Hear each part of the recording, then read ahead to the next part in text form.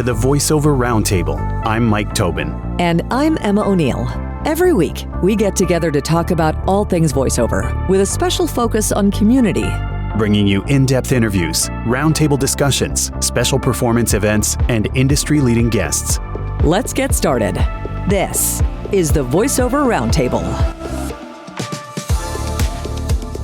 Our guest tonight has been in the voiceover business for over 35 years, so obviously since diapers.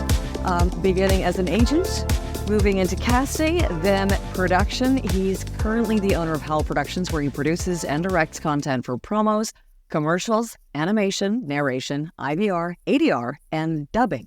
We affectionately call those all the things. All the things. Recently he's cast and directed the dubbing for TV series and features for both Netflix and HBO Max. And he also coaches various genres of VO, acting in schools across the country and privately. Please welcome to the Voiceover Roundtable, the fabulous Mr. Jeff Howell. Hello, hello, hello. Hello! Yay! Hey, Jeff Howell. Good. So good hearing you guys, seeing you guys. It's so fun. I love that we got you on the show. Thank you so much for being here.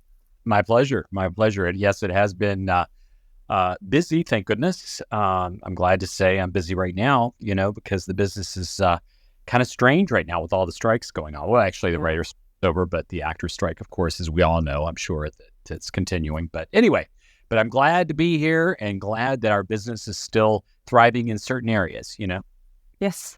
We're super happy and thrilled to have you. It's an honor to have you on the show, Jeff. Thank you for making time for us, because things get busy, and as you were saying, you're busy these days, so we really appreciate you coming by and being with us. Of course. As we alluded to in the bio, you've been at this for some time, so we'd love it if you could share just a little bit of your origin story. I'm putting the air quotes there, of how you got into the voiceover industry, and maybe some of the milestones and turns along the way that you feel got you to where you are today. Sure. Well, as a child, I was always fascinated with radio.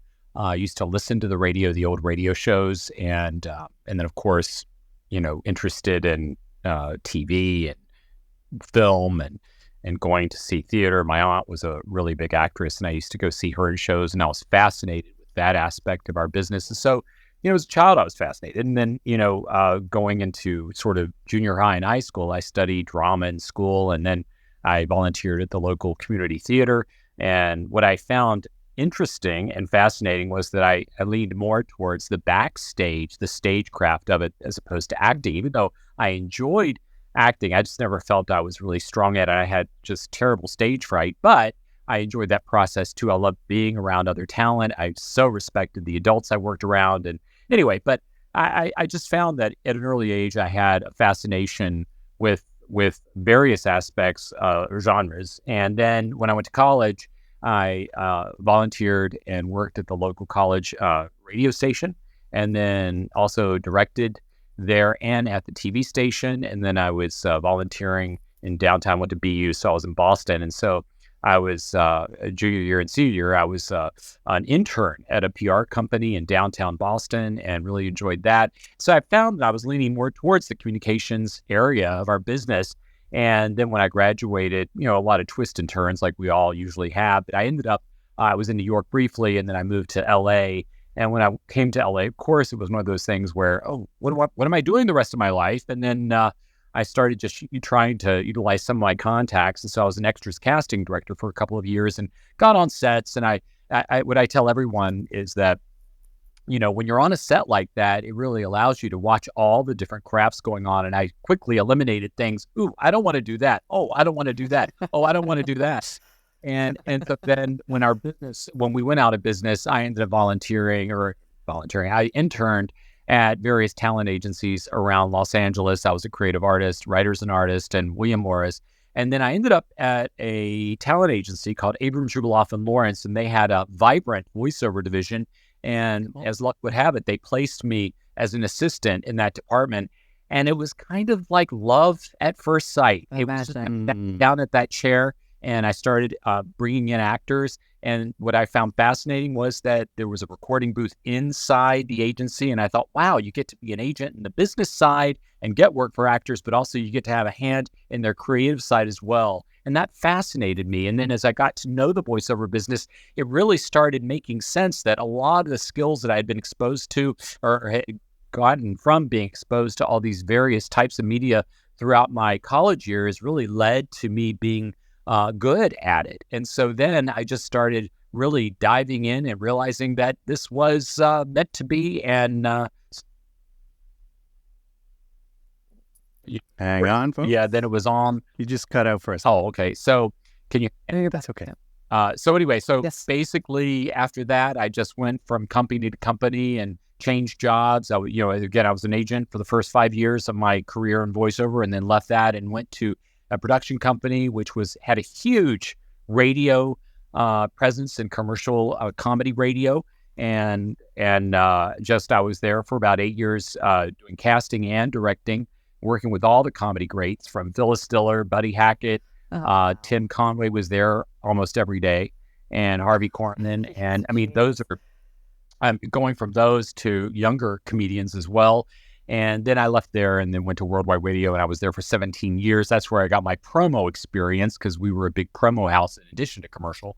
And that's where I was working with Food Network and NBC and ABC and CBS and, all the different networks. And so, and then after that, I went out on my own.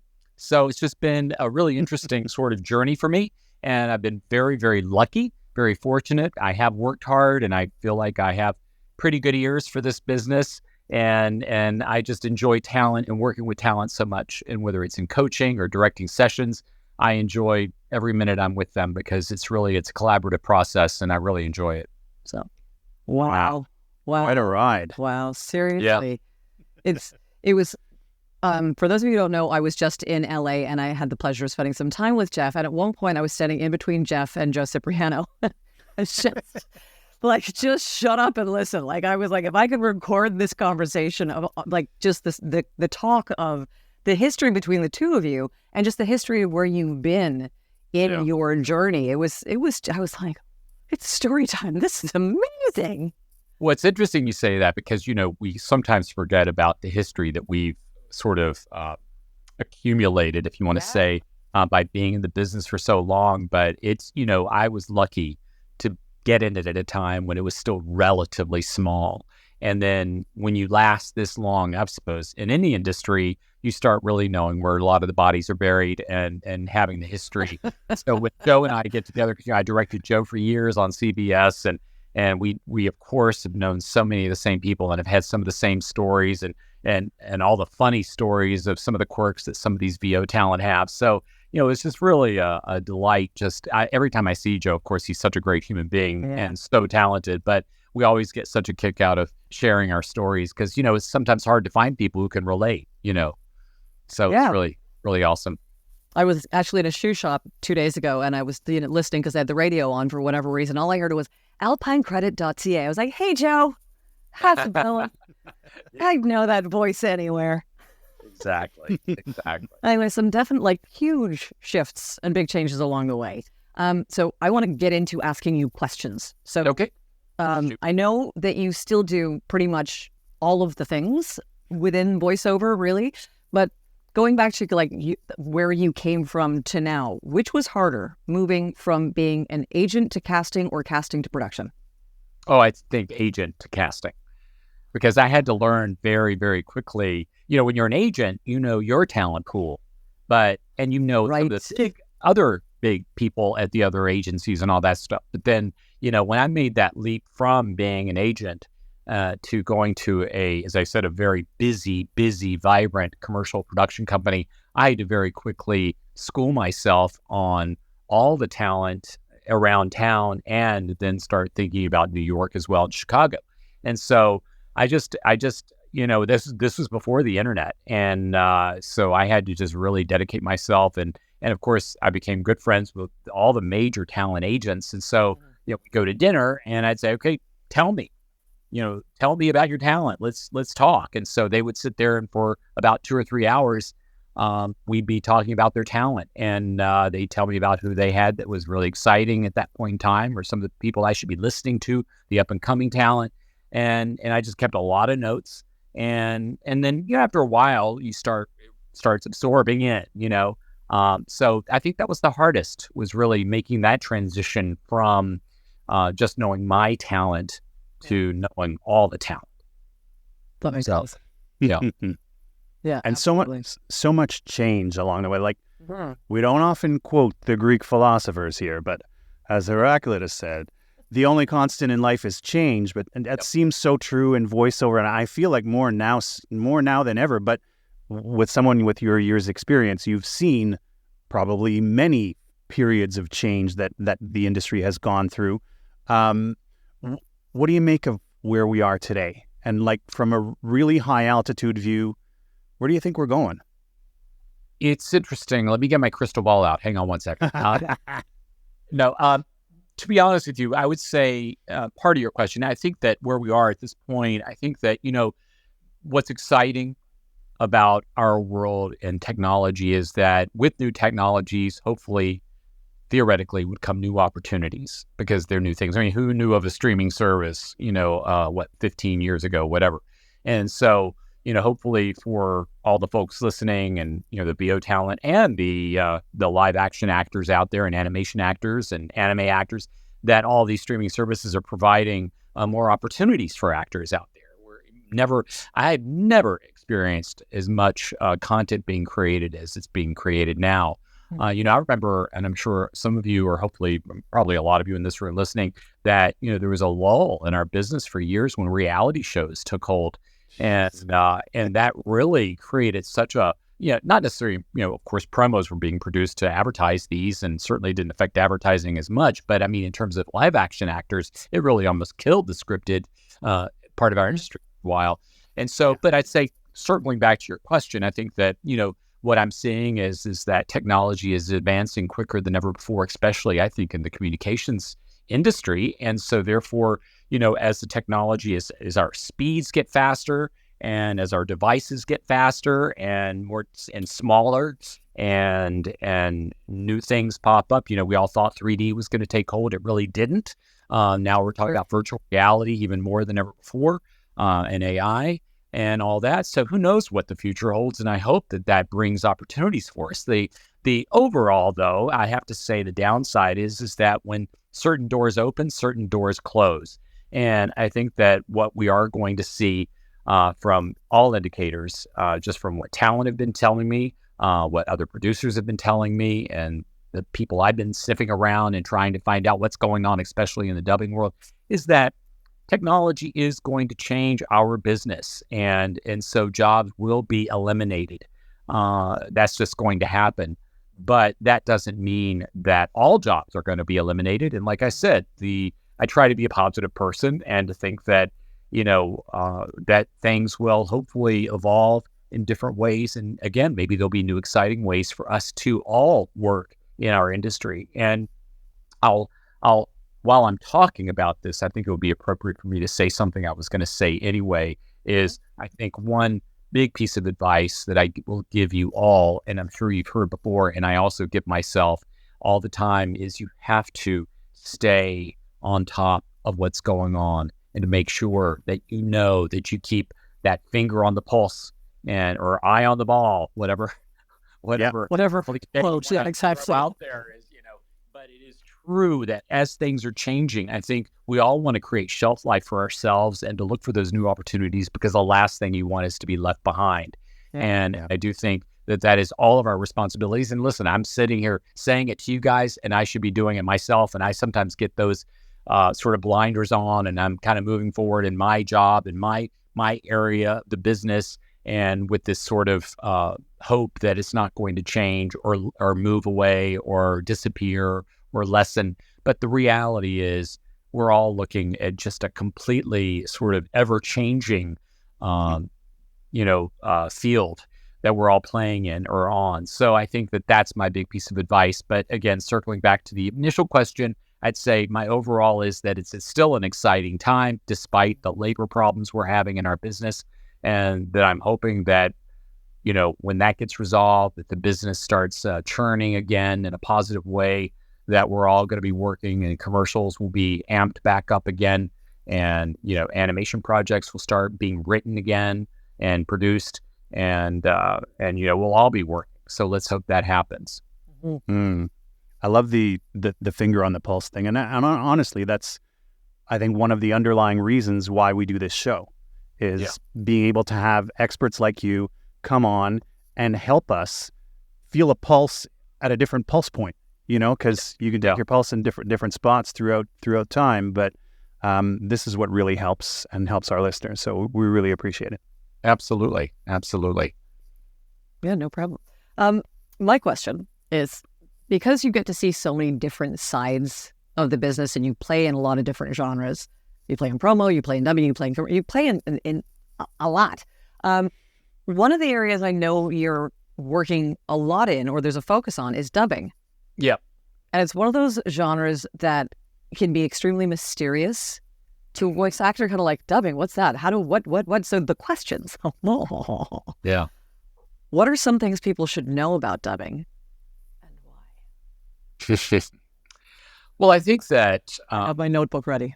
Well, first of all, I don't... If you watch any Netflix at all, no doubt you're stumbling across dubbed material out there, dubbed projects.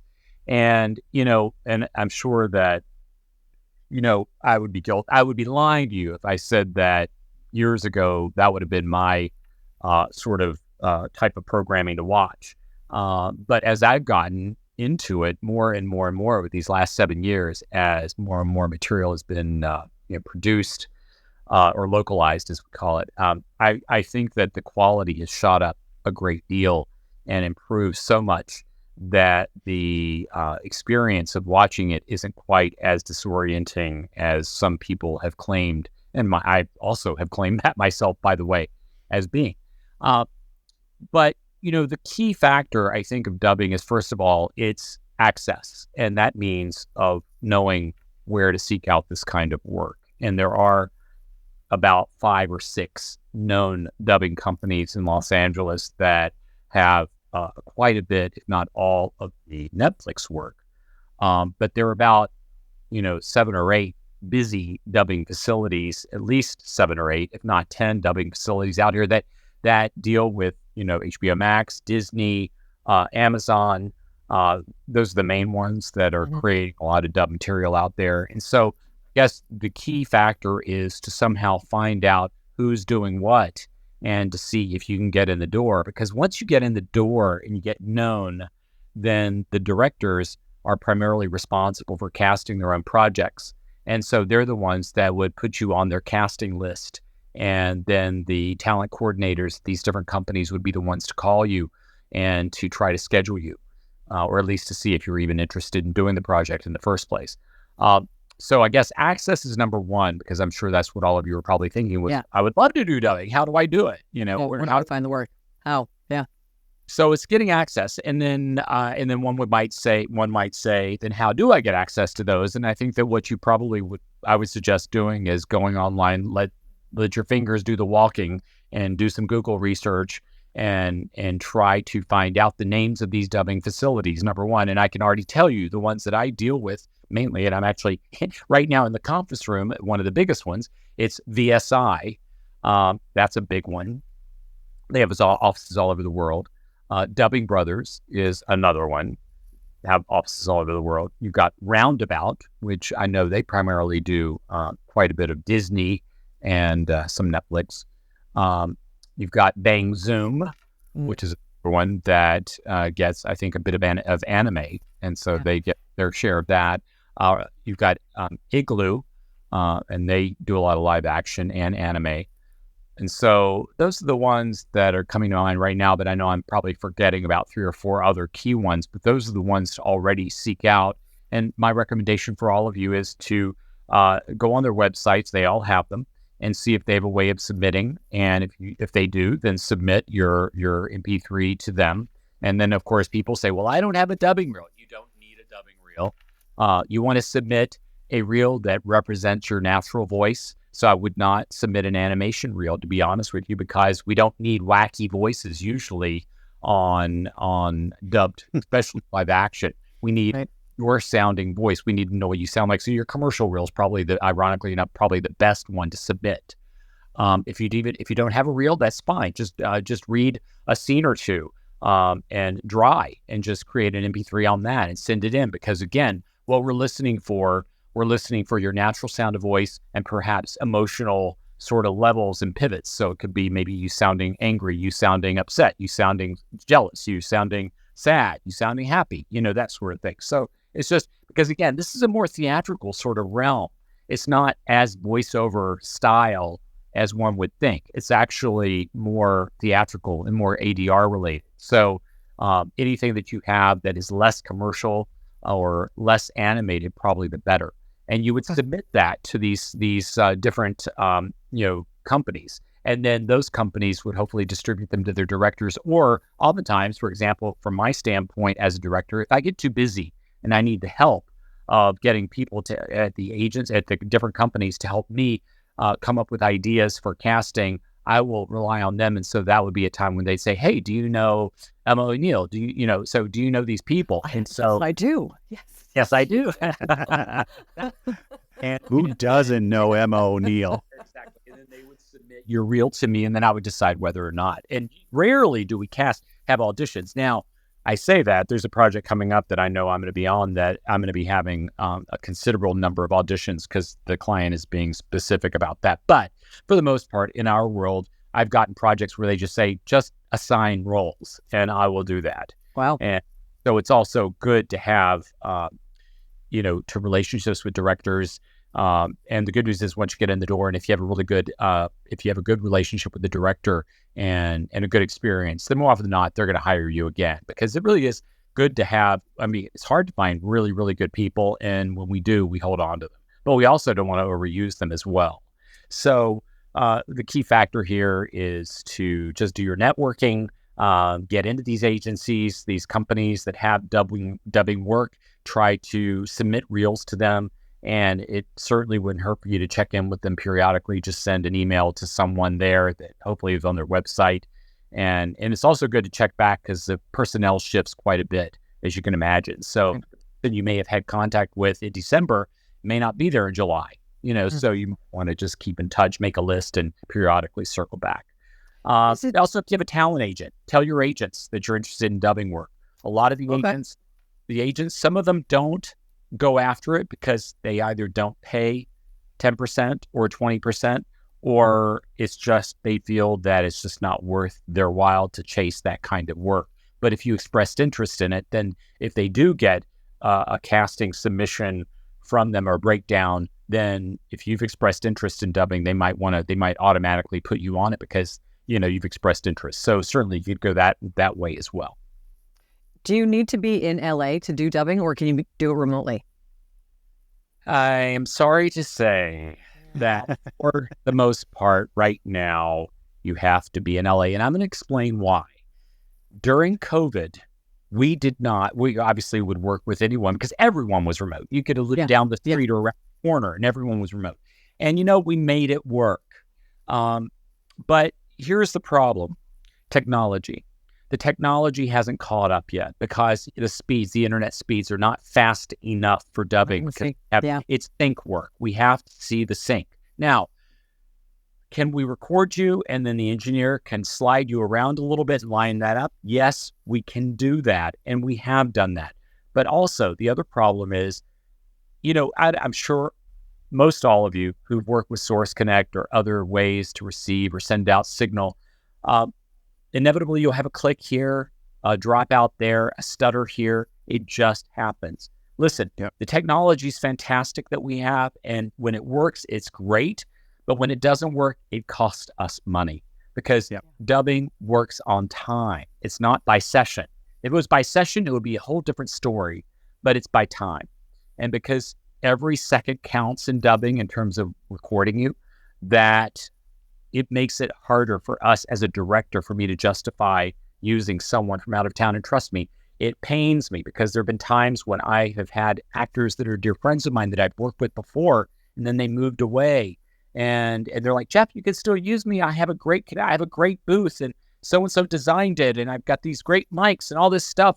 And I sit there and I go, there's no doubt it sounds fantastic, but the problem is it's the delay and it's the technology. So, that will change. I guarantee you, if you can hang tight and not get too frustrated, it will change because, again, our technology is advancing so quickly. What may have been a problem this year is going to be a no-brainer next year, Yeah. But I would say that for the most part, if all of you want access to a lot of dubbing work, you'd have to spend quite a bit of time in LA or New York. Mm-hmm. Mm-hmm. Noted. And that's the way it is sometimes. It's She'll just be back in December. it's that business. Yeah. Now I will say a little side note to that. There are some production companies, which don't have as much of a problem with that I've heard. I'm just saying the ones that I've worked with in the last year or two, there's more of a mandate. If you're recurring and you were in a series and we recorded you a couple of years ago during COVID and then you moved away, of course, we're going to try working with you because you're recurring. But for new roles, it's a little harder. But I would say when you're doing your research out there and you're approaching these companies, ask them. They may say, hey, it's no problem. Submit your materials. We're fine. Right. Okay. Yeah. I was keeping an eye on the chat, and Dervla put a question in there that definitely aligns with our conversation and one of the things that we definitely wanted to make sure we talk about. And we often joke, I often joke about just blocking my ears and closing my eyes when it comes to AI and I don't want to hear, I just want to stick my head in this.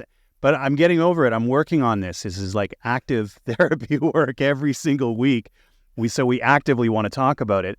I don't want us to talk about dubbing without at least acknowledging the specter, I'll call it, of AI in the genre.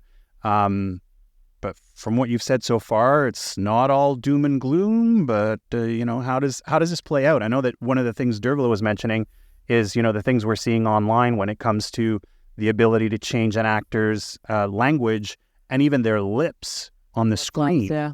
It's crazy. Well, okay, so I will tell you this. In, probably April of this year, I went to lunch with a fairly high-up executive at Netflix, and because we're old friends. And so midway through the conversation, I dropped my fork on my plate, and I said, okay, now let's talk truth. How long am I going to have a job? And all joking aside, he said to me, listen, based on what I know right now, there are no guarantees. But the thing is, he said, we're not out of a job yet. He said, technology is moving quickly. Absolutely. And yes, when you look at these blurbs on Facebook, and I've seen them where they show examples of voices being changed, analyzed and changed and adapted, and then also watching the lips being corrected and all that. And yes, that technology is coming up. But you can't, the problem with that is that it's not just taking words and sounds and kind of fixing them through this computer system, this extremely advanced computer, and all of a sudden a perfect performance comes out. Right. They are going to need humans to help for that for quite a while, because I will tell you, just from my experience with humans, even with humans at every level right now of dubbing, when I get in the recording booth in the studio, and I'm staring at a screen, and I have an actor in the booth, and we're looking at the voice cue, which is a scrolling system that we use to trigger the delivery of the lines. We still have to shift quite a bit during the session. This is after it's been translated, and after it has been adapted, and it's already gone through QC. We still have to work on it, and a lot of it is very subjective. And I don't think AI is good at subjective and judging what might be conversational and might be more culturally sort of accepted, or what humor works and what doesn't work. There are these things that I think require, again, the human touch more so than just having the technical taken care of. So yes, technically, I think we're right at the doorstep of having AI come in and maybe helping out with making dubbing even more seamless. And actually, maybe they will go in and be able to analyze the lip flaps more and change them from a visual standpoint so it won't be as jarring to people. And maybe that might even be good news for us in terms of production and actors, because maybe more of the listening and watching public will be more willing to watch material that has been sort of altered visually AI. Yep. And so maybe, and again, me being the optimist, thinking that might even open more floodgates for these streaming services to go, oh, now more people will watch. Let's create more, because we will be able to take something that was shot and produced in Germany and put it through this computer system, and it'll analyze the lip flap and actually visually change it and adapt it to when we actually have an actor speaking English. They will be able to form those mouth movements and head movements more realistically. And so then more people will be watching. So hopefully that's the good news, Mm-hmm. So, but I do think that AI is the specter that everyone's kind of looking towards. What's been told to me is perhaps the first part of the business that might be affected more profoundly than dubbing itself is things like, the audio description, things that may not require as much interpretation and more human involvement, and just information that just has to be verbalized. And that may be what we're going to find, whether it's a tag on a commercial, let's say, that's just spewing legal information or something like that. I think we're already hearing that, and it's probably going to happen more and more. So yes, it's going to start etching away some of those parts of our business. But in terms of dubbing, I think we're looking at it down the road of affecting us, but I'm hoping for a while it's going to affect us in an extremely positive way. Listen, these companies are always looking to save a buck, and if they can get AI to do it, at some point that is going to happen. But I don't think in terms of performance, they're going to be able to do what humans do for quite a while.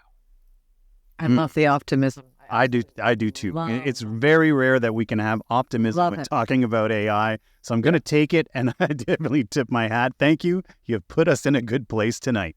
It actually just reminds me of Heidi Rue had posted a video the other day, just creating content, and she was talking about she was in this audition and she made a second callback, and she was doing this thing and it was an emotional piece, and the director was like, "Okay, stop. I need you to think about." He's like, "Have you ever been bullied in school? Like when you were like in grade 5, grade 6, were you ever bullied in school?" And she's like, and I immediately was like, "Oh my God, how do you know that?" And he's like, "Tell me about it a little bit." And she couldn't really verbalize it. She was so upset. And he's like, "Now take a second and now do the script." Right. Exactly. And she was like, "AI was never bullied in grade 5. Right. So they're not going to be able to this." It was a really interesting point. It was like, you can create a conversational read, you can create mouth clicks and pops and breaths and all of this stuff. But that was a really interesting point. And again, the optimism of keeping humans doing the performance aspect and using AI to our advantage, using AI to fix all the stuff that we're not yet able to fix, like mouth flaps. Exactly. So again, I think that as long as we have this need for emotional nuance and our acting, I think that AI is not going to completely take over, at least in the dubbing world. Very, very cool. Lot of prongs to that conversation, I find. The technical, everybody seems to have a good grasp on the technical and they're keeping their finger on that pulse. But when it comes to like the ethical side of things or also the legal side of things, I know that those are conversations that we need to have with regards to AI and, what can be copyrighted, what can't, what can be done, what is okay, what's not okay. It's exactly. Strange world, but definitely taking the optimism. We'll just keep watching. Stay tuned, folks. We have a couple of questions coming in from the chat. Peter, we have, if one felt they had a good cartoon voice to work with, what advice would you give them knowing that they wanted to pursue that? Possibly in... Well, yeah, I mean, if you have a great sort of cartoon voice, then, clearly that's the kind of work you should be going towards, because I'm assuming that if you must have this person must have a small voice or a deep voice or something extreme. Because right now, for example, I've had people come to me with unusual voices and say they want to do commercial work. And unfortunately, these days, the commercial radio or commercial TV and radio spots are so reality-based and conversational-based that if you get a voice that's too extreme or unusual, then it might not work to sound like a regular guy, for example, or a regular gal, for example. Right.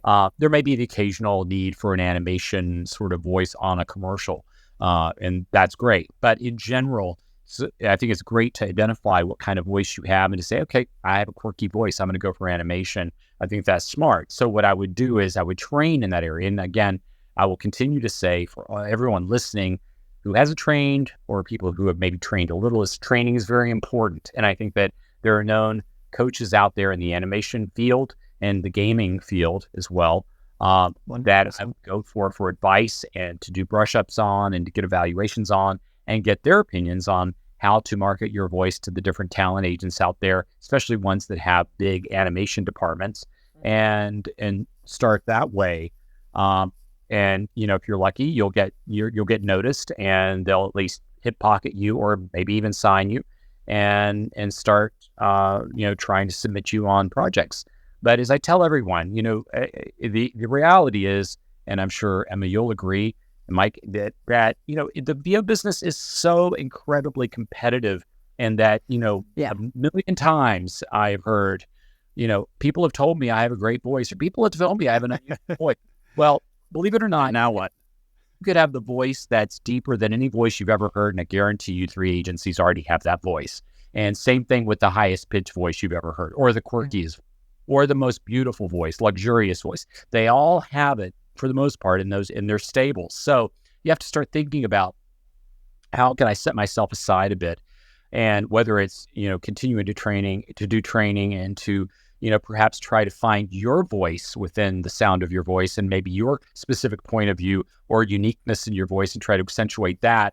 And then also you might want to start thinking about creating your own content. I mean, we're living in a day and age where, listen, everyone's creating content now for the most part. I mean, why not? If you feel like you have an animation voice, maybe start thinking about doing a one-person show and put it on YouTube or something like that. Because I got to tell you, a lot of these studios and production companies have people that are searching, all the time for new content. So I'd say don't get frustrated with not being signed. Start working on your own material, that kind of thing. Get noticed. You're not going to get an agent. You're not going to get work if you just stay home or stay at the microphone and not get out there. You have to get out there. But training is key. Mike, I want you to ask the next question. Yeah, I was just going to say, you've laid down the perfect segue because for Stephen's question. Yeah. So Jeff, you are a coach as well. I know I have coached with you. So Mike, Stephen's question, if you wouldn't mind. So Stephen Snyder, one of our longtime listeners and followers, and the inventor of the Snyder maneuver, which we can talk more on at another point. It's a very Clubhouse thing. But Stephen asks, I'd love to hear about Jeff's approach to coaching and demo production, if you'd like to talk about his unique style and method. Oh, the $1 million question. Tee it up for you. So, yes, listen, I am not a constant demo producer. I mean, I produce them when I can. The good news is typically I'm busy enough in production and directing, casting, whatever in production, that I don't spend a lot of time trying to seek out demo production. And so therefore, if I get really busy, I'll send my demos to other demo directors whom I trust. And I have a handful of them that I love and adore, and they're fantastic at what they do. But if I do have the time, or if I know you and we're old friends, or a talent I've worked with and all that, and again, if I have the time, then I love getting in there and doing the analysis and trying to help, find out exactly what you're looking for, or what your agents are listening for, and to together collaboratively try to, come up with a really good game plan to create a energizing, engaging demo for you. In terms of coaching, basically I do an analysis. I sit down with you, usually an initial call, and just talk about, where you are at this point in your career. And if you've had experience or not. If you haven't had experience, more often than not, I'll send you to a larger class There are a couple of large classes I'll send people to. I say large, they're not large, but they're group classes, mainly because you get a series of classes, maybe more cost effective for you to do it that way, just to get an intro, a taste of voiceover. And then you come back to me if you want. And then if I have time, I will definitely sign you up and train you. And my goal as a teacher and coach is that I give you a lot of homework so that we don't spend a lot of time together, believe it or not. I like sending people away with homework. I don't want to get you hooked onto seeing me or hearing me on a daily, weekly basis. I like giving you a lot of work on your own, because I feel like in our business, you don't have the luxury of having me or other coaches around to help you all the time. You have to be able to work on your own. You have to be able to listen on your own. You have to train yourself to depend on yourself, to understand what reads are good, what reads are not working. And I really feel like that by forcing you to be on your own, by giving you homework and telling you some things to do on your own to really try to improve and to be smarter about listening, I think it helps you in the long run. And then we touch base, we check in maybe once a month, once every 2 months. I basically say to the talent, you'll know when you're ready to see me again, and then just text me. And if I'm available, I will. If not, I'll send you to someone else.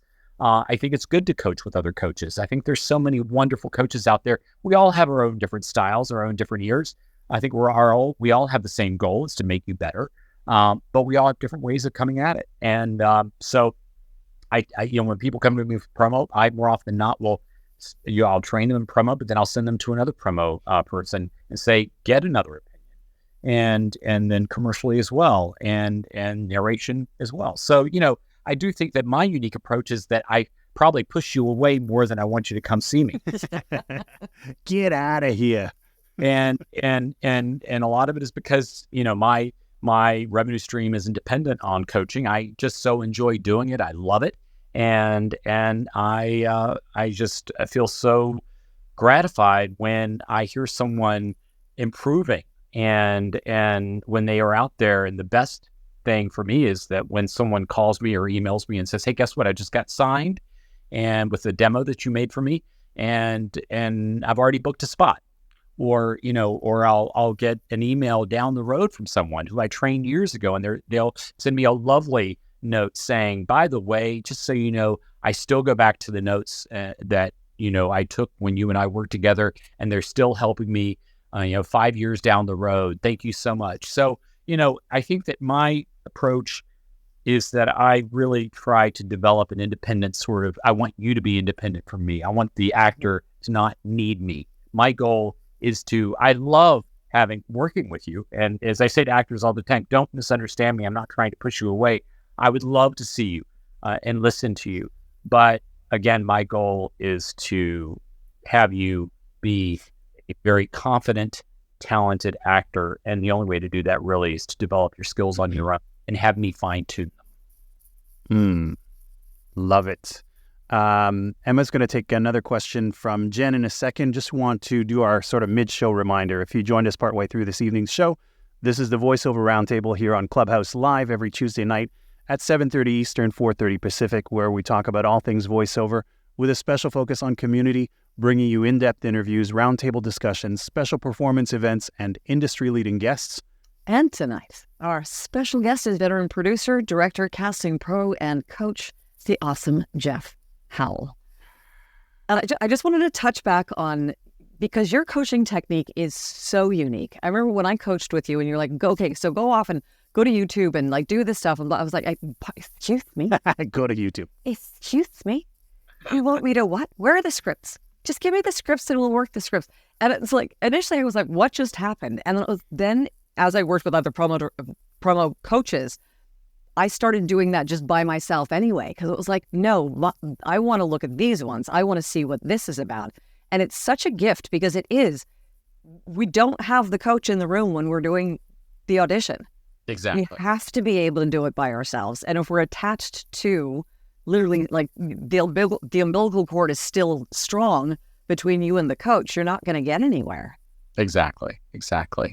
No, I do, listen, I don't want to downgrade or demean the process of coaching. And like I said, No, not at all. yeah, because I do think that there are some actors that, yes, they do want to come in once a week or Zoom in once a week and train. And that's what they need. Absolutely. I'm all for it. And maybe some talent absolutely need that because maybe they're so raw that they really need to be sort of pounded into shape, or they can move on to the intermediate or advanced level of moving on and trying to be more independent. But I think ultimately, at the end of the day, like you just said, and as I said earlier, that I think that, you have to be able to audition at home on your own.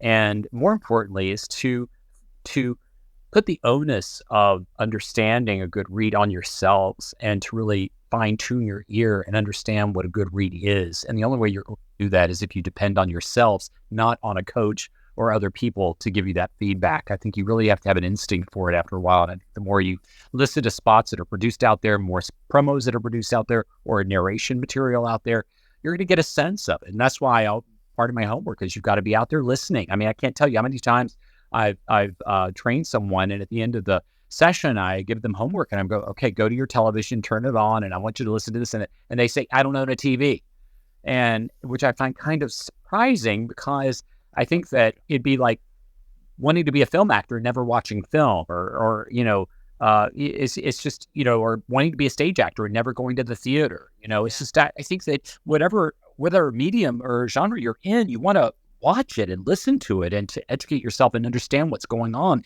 It's kind of flying blind if you don't have that around you. And, some people say to me, well, I have a TV, but I hate the commercials. I'm like, and you're a voiceover actor? I hate them. I said, you don't want to say that again.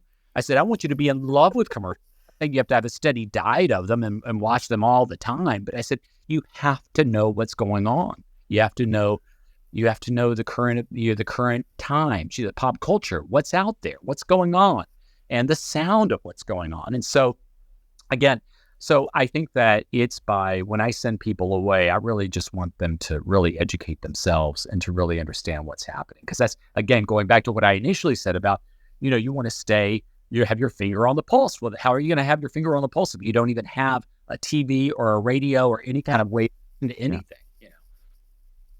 So, very, very true. That's the friends of mine when I go to the cottage, because they always skip through the commercials. They know when I'm there, they're not allowed to do that.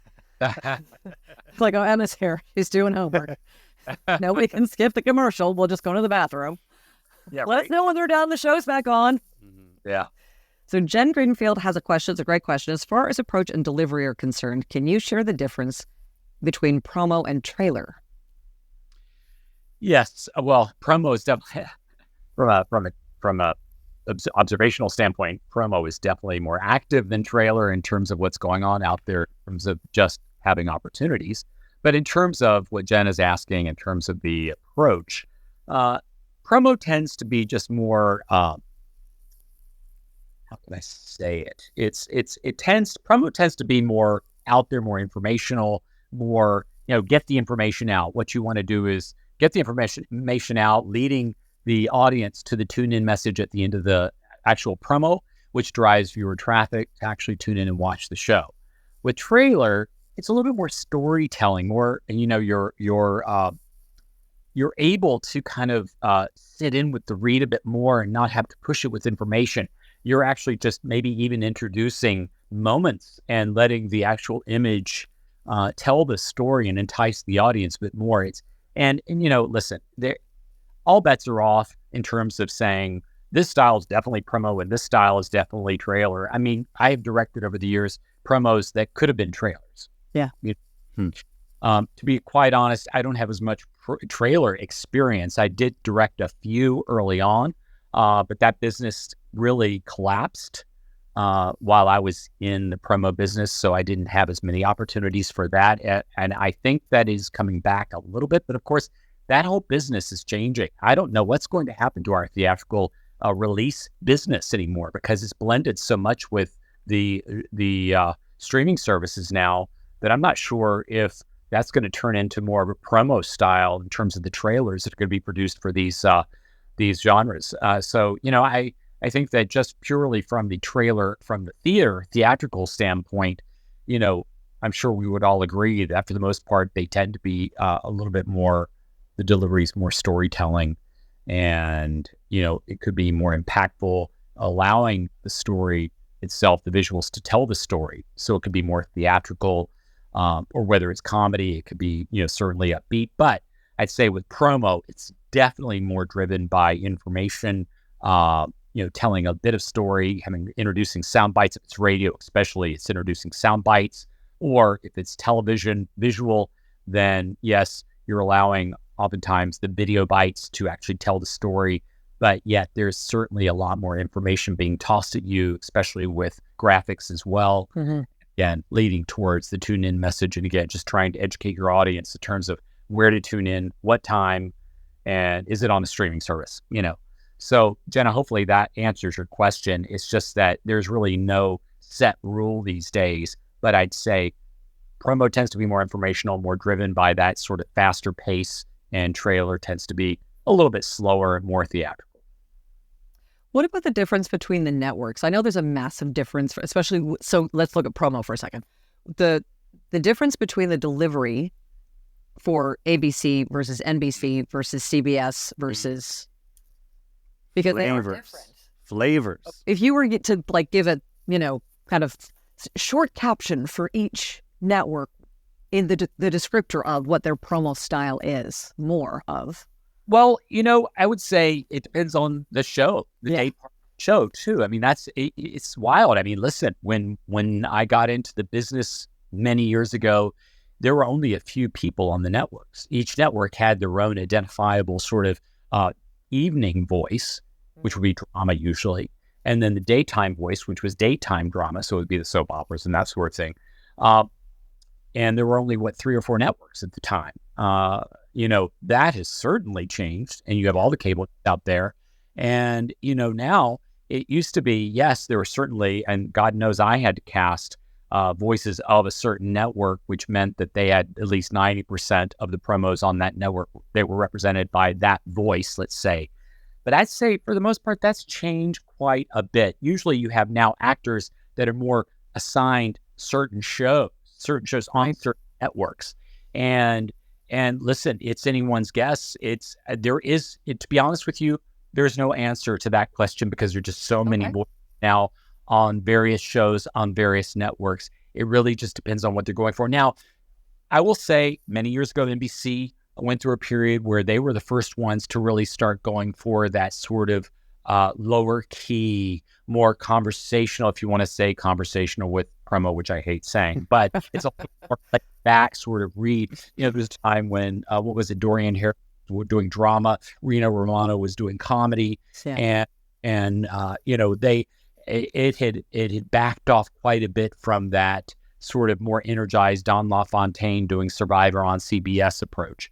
And so, that, again, that is one shift that we saw years ago, which carried over into, of course, and as we all know, what do networks do? They're great at copycatting. And so they will say, oh, that worked for NBC. Let's try that too. And I remember when I was at Worldwide Radio, we went years with all of a sudden we'd get copy from a certain network and you could tell that there were new creatives there, a new marketing team, and they wanted to redo the entire promo area, new marketing. And they would spend all this time having us write new campaigns and cast. And even though they said they wanted to think out of the box, 99% of the time, they always went right back in that box, And it's, everyone was so eager to try something new, and it just didn't happen. I will say the one network that I really, really enjoyed working with, among several, of course, but the one that I really had such an alliance with was Food Network. And that's because, I was dear friends with the head of marketing, and we'd known each other for years because we knew each other from our Comedy Central days, because I was working with him with producing promos for a lot of Comedy Central for years. And anyway, when he went to Food Network, he called me and said, good news, we've got lots of work I want to give you for Food Network. And so one big job he gave me was to find the new voice of the network. And so he said, now I really want you to think outside the box, but also go traditionally as well. And so I did. I gave him various styles to go for.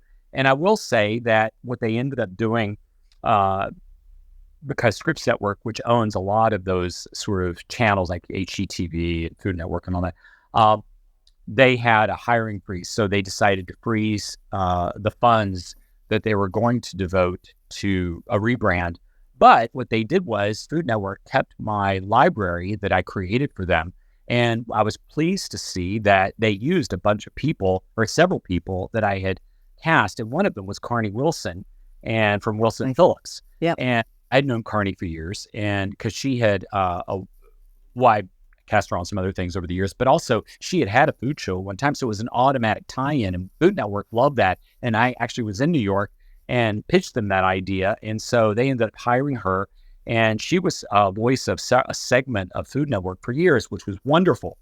And I was really proud of that because they were willing to kind of think outside the box. Carney did not have a very typical sort of promo voice. She had a very deep voice, or still has a wonderful deep voice, but it was a little unusual for them in the style, because usually with that coming up on Food Network, really kind of that smile, that eager sort of delivery.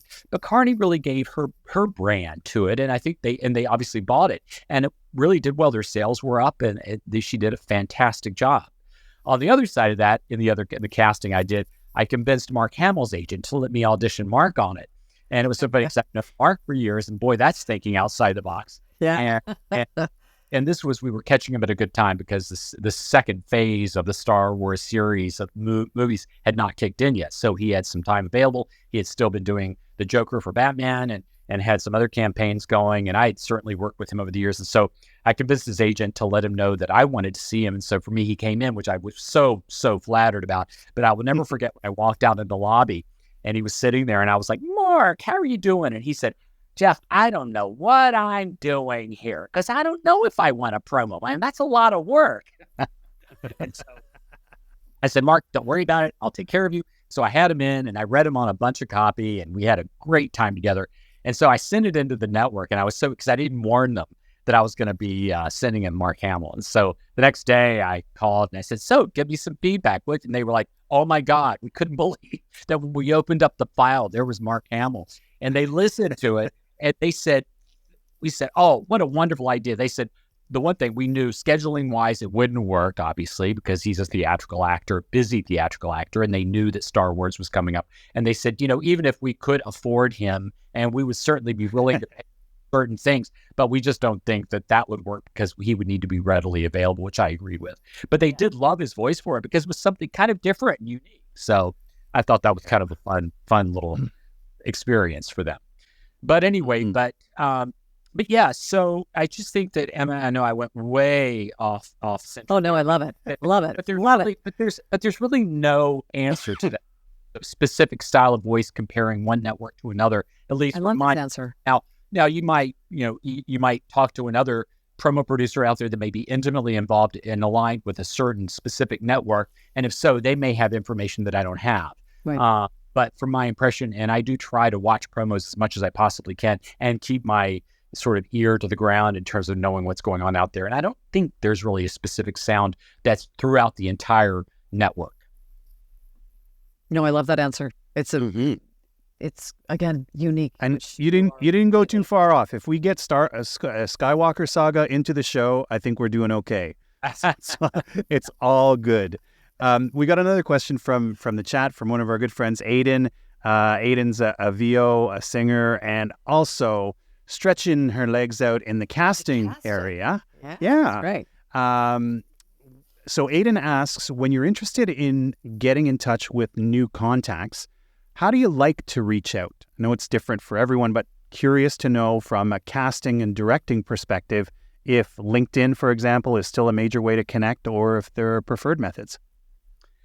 Well, I will say that's a good question from your perspective in terms of, I'm assuming you're trying to find other casting opportunities and production opportunities and things like that. And I'll say that I went through a period where I was so angry at LinkedIn because I felt tricked by LinkedIn because, I see something where someone's interested in you and I click on it, but it wasn't that they're interested in me. It was LinkedIn felt I would be interested in them. And, right. it was one of those things. And so I was so, and then once it's almost like, be on a dating website, all of a sudden you get hit way too many times in your inbox with people that are liking you or want your attention and all this stuff.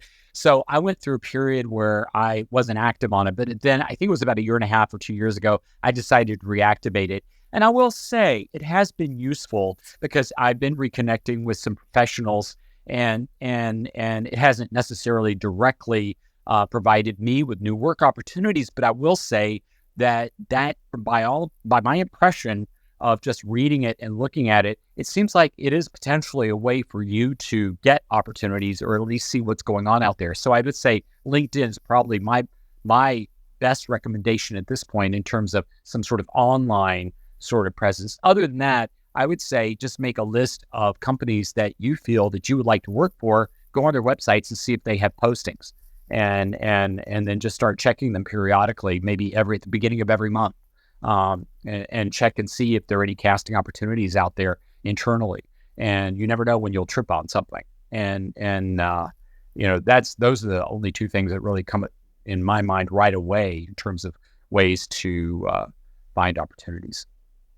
And I'm just going to kind of continue with that question, because I know people are going to ask if they can connect with you. Sure. If they're going to reach out to you, would you prefer by email or LinkedIn? Email. Cool. Email's easy. Excellent. We do have another question from Mike. Many people in the industry say promo is very difficult to get into and few agencies are concentrated on it. Do you find that voice actors want to get into the genre but stay away due to this? Yes, I do think that because of the factors that you just said, and those two factors are very, very true, that I would say that most actors out there, if they're going to put their attention and time and resources into an area of voiceover where they might want to get a more guaranteed sort of return on their investment, then I'd say probably it's smart to maybe steer away from promo, unless you have a voice that you feel is well, and a gift for it that you feel is well suited for that genre. I mean, again, I hesitate to say that because, I don't want to discourage anyone. Again, it really just depends on if you want it bad enough or not. And I don't know if any of you have heard Donovan Cornetz speak. He speaks at VO Atlanta, and he's a wonderful man, and he does promo, teaches and coaches, and I adore him. He's great. We've worked together. But I sat in one time at VO Atlanta last year and on a panel, and he was giving how he got into the business, and it was very inspirational. I think it's the first time I heard him talk about it, and it was very uplifting, very inspirational. And he didn't know anyone when he first started, and he just knew he wanted it, and he didn't give up. He was relentless, and now he's doing so well. And I think that's a lesson for everyone: is that if it's something you really, really want, I'm not saying there's a 100% guarantee that you're going to get a return on your investment, but I think that if you really, really want it, then go for it. Don't get so discouraged by it. I think that if you develop your gift for it and you work hard and you study it and you get to a place where you're proficient, and let's say then you do a dynamite demo with one of the known demo producers out there, especially ones that know promo, then and market it, then hopefully you will get the attention of the known agents out there that you mentioned, that are those departments of those agencies that have known agents that are involved in promo, or go to the management companies out there that have their hands in those, that sort of,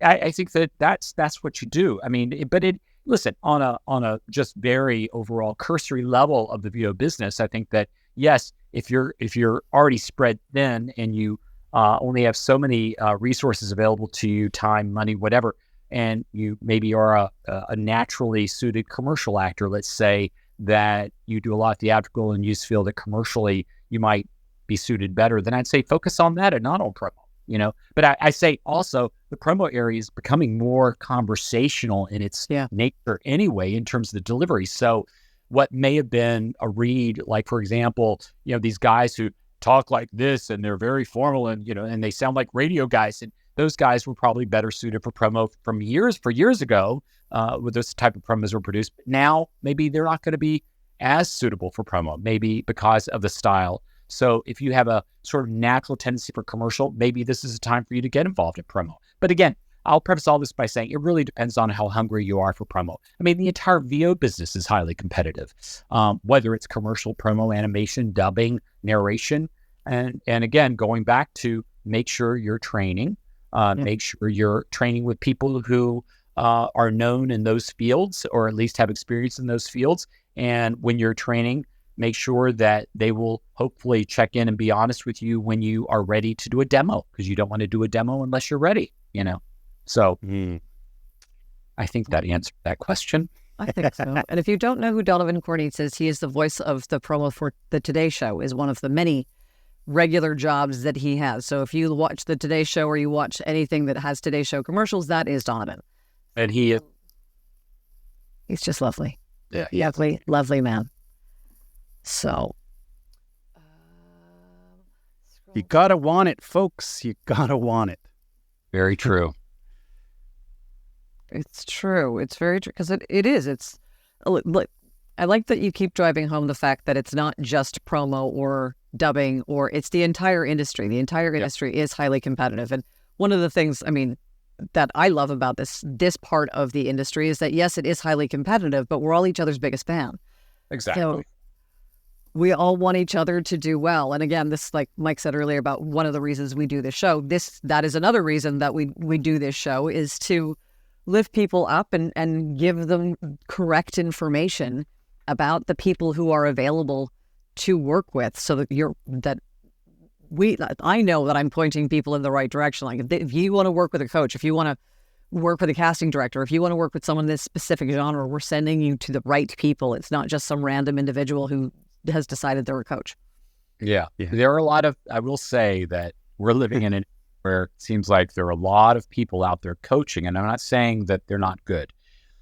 It's just that I think that it's kind of like dating. You may go out with someone who you've been told they're really great, but if the energy doesn't work, then it doesn't work. And I think that God knows, I'm sure people have trained with me and that they've thought, oh gosh, I'm not sure if I vibe with him. And so they'll go they'll go train with someone else, which is fine. It's just, it may actually make sense. And like I said, I'm always about, if I'm too busy, I will recommend other coaches.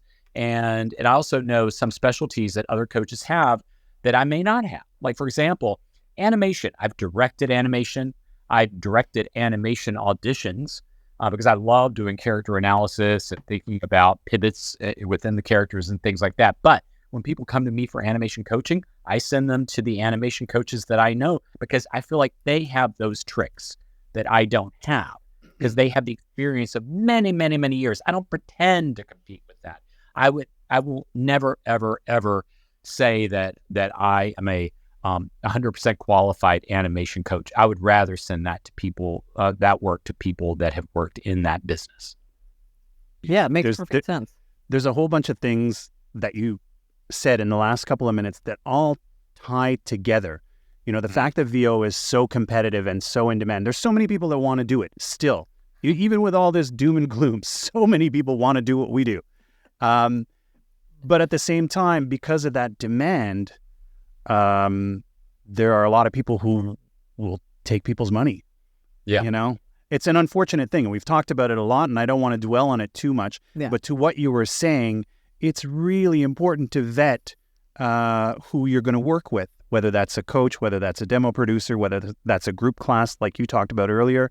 And that's one of the things that we try and do. Of course, we can't cover everyone. We can't know everyone. But I'm working on it. What's the 2024 schedule? Give me a second. The PDF is just getting longer and longer. Exactly. Emma, you were saying we have a hand up, I believe. Oh, dear. Jody Friesen, who's here in Toronto. Let's see if we can get her up on stage. Oh, I love it. Yeah. We will see if it's going to work. She actually tagged me in a post the other day because she built herself a pillow fort. It's like, is this right? Absolutely. I am all about the pillow fort. Maybe she stepped away. I'm not sure. I click. You clicked. I clicked the click too. We'll see. Let's try. Sometimes a second click. I don't know. I don't know. Oh, Angel's already been invited on stage. Okay. Well, So we'll by we'll the try to magic get of the Jody up. clubhouse. Right. Well, I would say, Jody, if you're still in the room listening and you can hear this, just pop your question in the chat. Sorry we couldn't get you up on the stage to ask. Yeah. De vive voix, as we say in French. We're coming up near getting closer to the end of the show. So if anybody else has any questions, please do pop them into the chat. I had something and it completely lost my brain. It left the building. I hate when that happens. Sir? I don't know. Are you allowed to talk about any of the stuff that you're working on right now, or is it all NDA? It's all in. I would be killed, especially because I'm in the facility right now where I'm producing it. I'm sure it's my Yeah, but I will say I'm in the final couple of days of this wonderful, wonderful, charming TV series that I believe I can say that's out of Mexico, and it's going to be fun. It's very young, it's high school age, and it's had its challenges, of course, but we've gotten some just wonderful performances from the actors, and I'm very been. I have about 3 more days on it, and then we'll be wrapped until we go into the final edit, and then oftentimes there'll be revisions and things. But I just found out 2 days ago that I'm going to be on a film, Polish film, and I just got the materials last night, and it's a very interesting project, and I can't say anything else about it other than the fact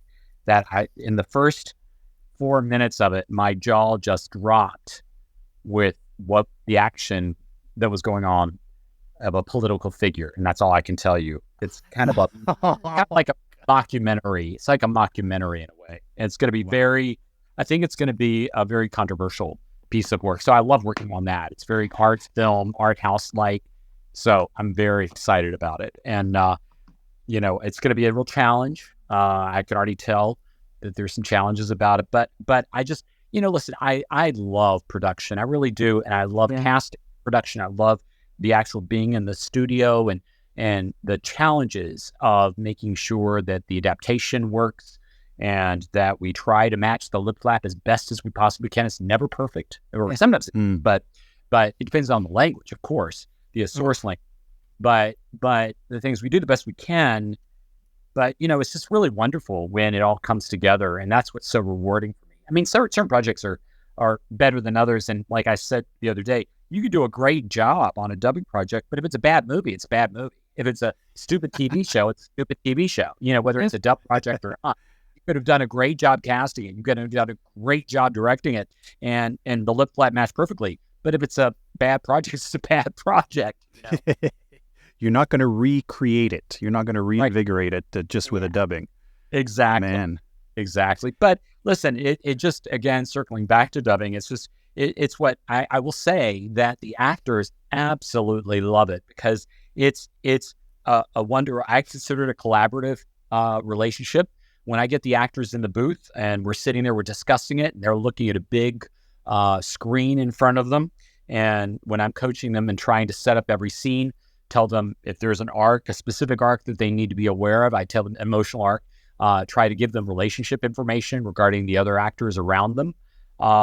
And then the challenge of bringing each of these roles to life. It's a wonderful experience, and the actors just absolutely love it. And I will say that it has happened more than once where an actor has said to me afterwards that they feel that they've become better actors through dubbing, because it really makes you really aware of what we do in terms of how we deliver a statement, a phrase, a word, or a sound, and what emotion is assigned to that, and how to create that emotion so it fits that facial expression or that movement or whatever. So for them, it's just fine-tuning the instrument by being in a dubbing session. And as we all know, for those of you who have been in dubbing, it may not be the highest paying part of our business.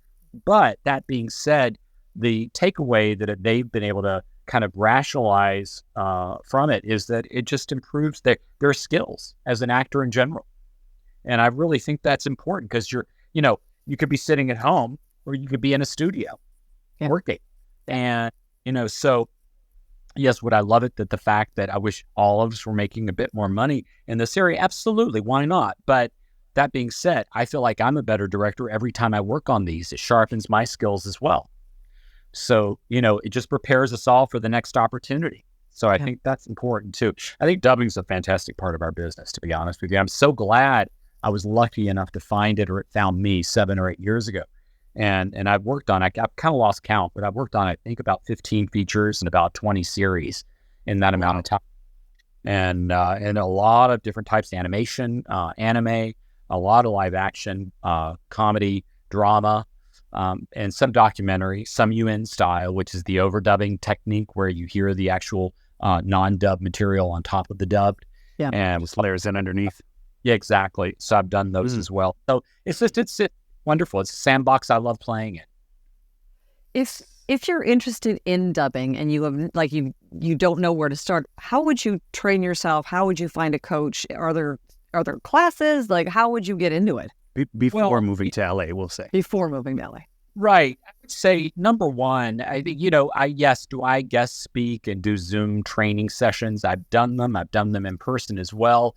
And what I do is I just, put people through scenes and kind of give them a taste of it.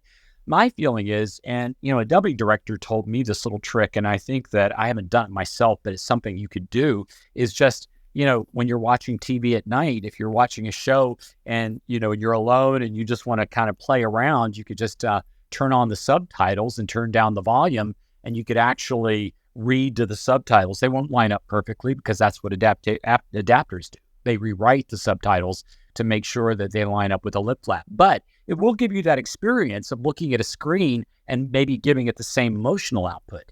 And that's a lot of part of it. It's just the creating the whether it's a whispered scene, whether it's a screening scene, whether it's a very romantic scene, or whether you're at a party and you're speaking over the den of the actual club that you're in. It's just having your kind of gearing your mind towards thinking about your voiceover performance in more than just being in front of a microphone. You're actually experiencing it by looking at a visual and trying to say, how would I sound in that experience? And then halfway through the scene or whatever, you could turn up the volume and see if you're at that same level and have, if you've gotten that same sort of emotional level that actor has or not. You could just do it and have fun doing it. But it's that getting that experience of looking at a screen and reading from a screen is part of it. Yeah. Mm-hmm. And that's part of the training. Very But cool. I love that idea of reading from the screen. We have a couple of questions that popped in. Whoa, everyone's like, duh, time is coming up. We got to put our questions in. We'll take a little turn over back into promo land. Kim is asking, when auditioning for a promo spot where you have a predefined spot length, of course, is it more important for the voice actor to achieve great flow and pace and possibly go over or under time, or to match the spot length precisely, but perhaps with a performance that's not quite as polished or a little choppier? Good question. And I would say, if you were asking me about commercial, I would say ignore the timing. For promo, I would gear a little bit closer to timing, because one would hope, now I say that, one would hope that the writers would have timed it out, especially if there's sound bites that are in there or sound video bites. One would hope.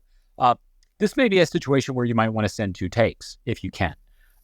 Sometimes a good producer who's sending out the sites to the different talent agencies, they may say, please adhere to the time. In that case, definitely, that's your law. That's what you've been told. That's the rule. So even if the read suffers, it may be the proverbial act faster to get the spot in time.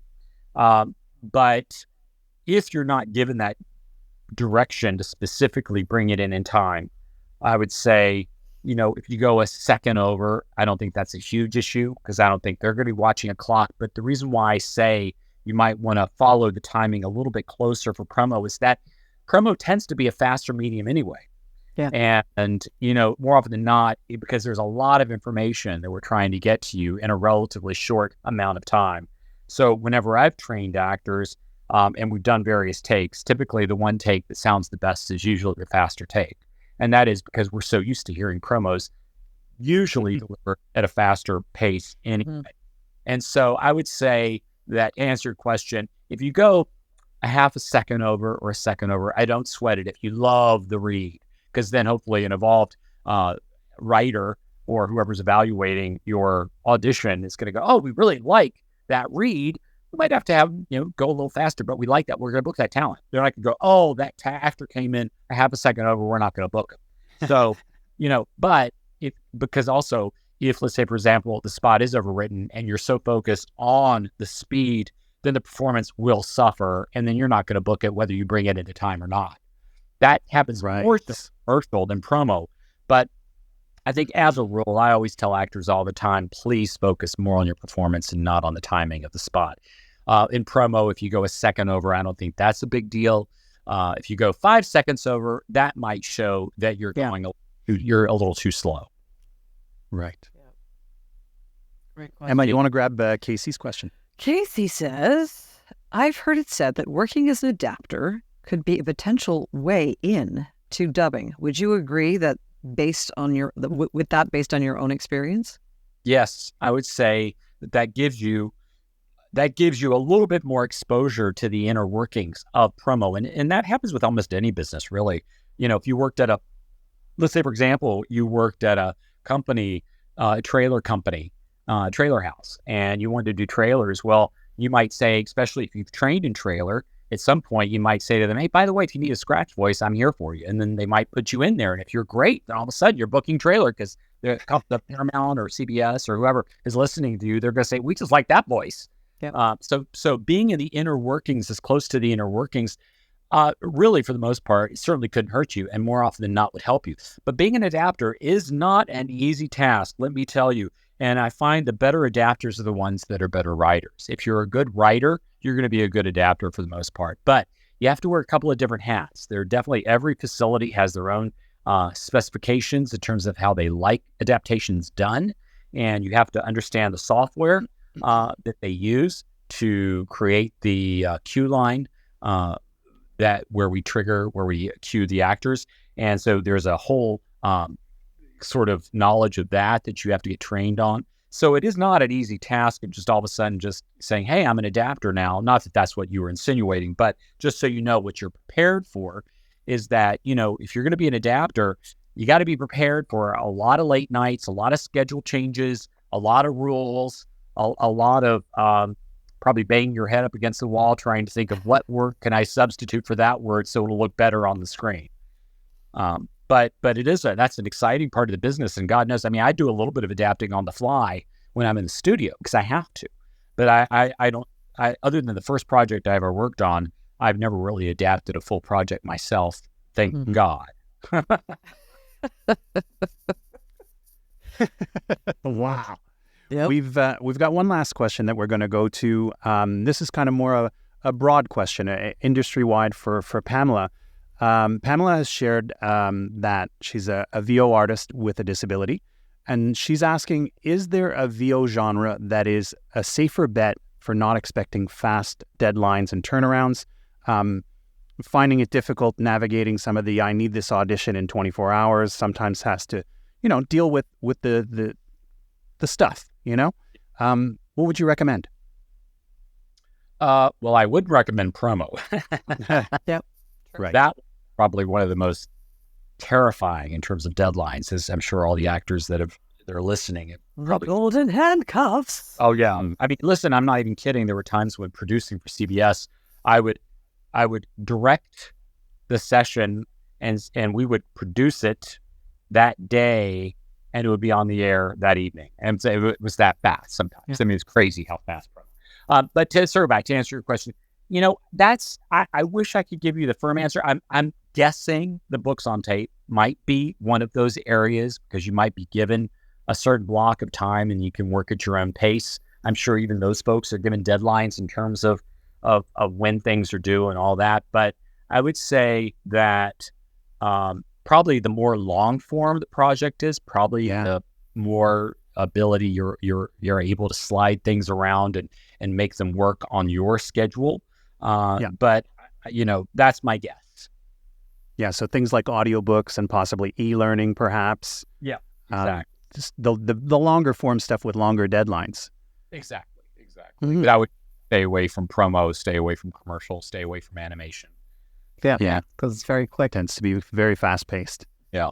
Hope that answered the question. Well, actually, Pamela, no problem. Thank you. Yeah. This has just been fantastic. You're writing feverishly. I have notes. I swear. Like I'm trying to keep up with the chat and then look up and keep it. I was like, oh right, no, you're speaking. Sorry, I was taking notes about the last thing that you were talking about. Hang on a second.